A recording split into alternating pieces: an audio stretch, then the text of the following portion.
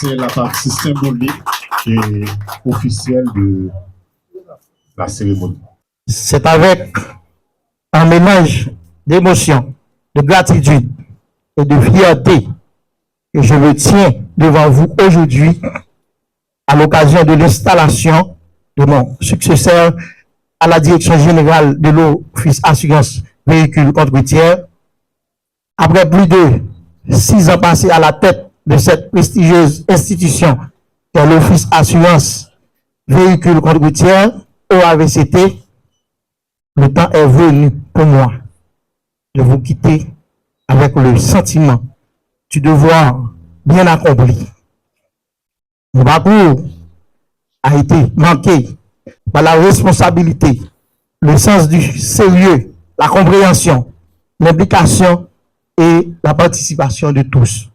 Je me sens honoré de pouvoir passer le flambeau à un ami, un frère, Pierre Jean-Raymond André, une personne que je respecte profondément et qui, j'en suis sûr, saura guider l'institution vers de nouveaux sommets. Aujourd'hui, je suis particulièrement heureux d'annoncer que Pierre Jean-Raymond André prend les règnes de l'OAVCT en sa qualité de nouveau directeur général. Je peux vous assurer qu'il possède toutes les qualités nécessaires pour poursuivre les réformes en cours et boucler les objectifs fixés. Soyez assurés. Au nom du gouvernement, de remercier vivement le directeur général sortant, M. Fritzler Bernadel, pour le travail accompli durant ces 6 années au sein de l'OAVCT, dans un contexte particulièrement difficile. Je vous félicite pour la franche collaboration que vous avez développée avec le MEF, en particulier avec M. Bénédicte. Monsieur le directeur général Raymond André, vous êtes nommé à la tête de l'OAVCT dans un contexte difficile, avec des conséquences néfastes au niveau économique et social. Cette réalité oblige les institutions publiques dans leurs domaines respectifs à prendre des dispositions appropriées pour relever les défis conformément aux priorités définies par l'équipe de transition. Comme vous le savez, le décret du 21 septembre 1967 attribue à l'OAVCT le monopole dans le domaine de l'assurance contre-routière. À ce titre, l'OAVCT a son rôle à jouer dans le rétablissement d'un climat sécuritaire en proposant et en adoptant des dispositions visant à faciliter le contrôle et la réglementation des véhicules en circulation sur tout le territoire.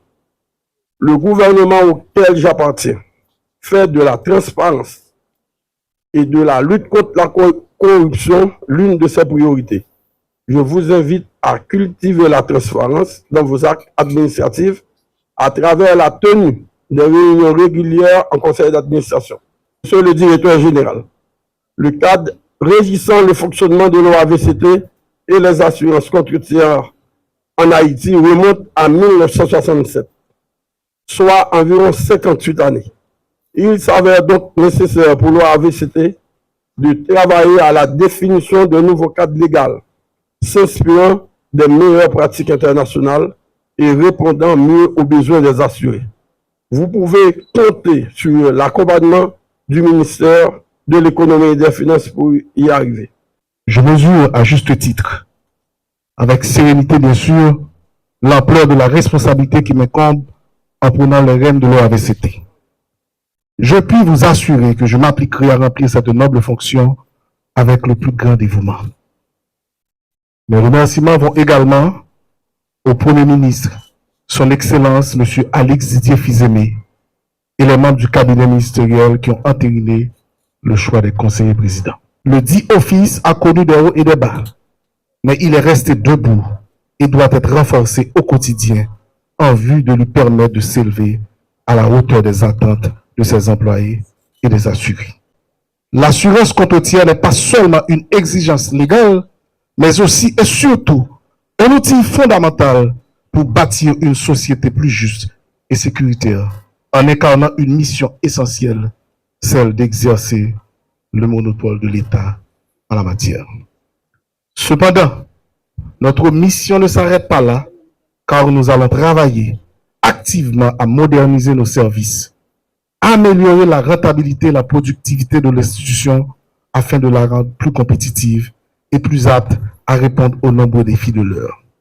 À cet égard, je tiens à souligner l'importance d'une transformation numérique effective de nos processus, de la dynamique d'offrir à nos assurés des services de qualité, de proximité plus fluides et transparents.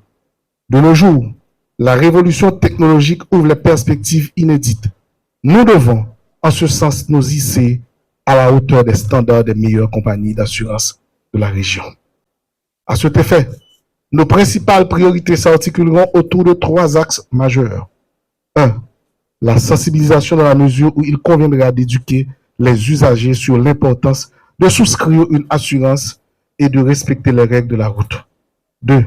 La déconcentration dans l'optique de rendre nos services accessibles dans les zones les plus reculées du pays. 3. L'efficacité en misant sur la réduction des délais de traitement des réclamations.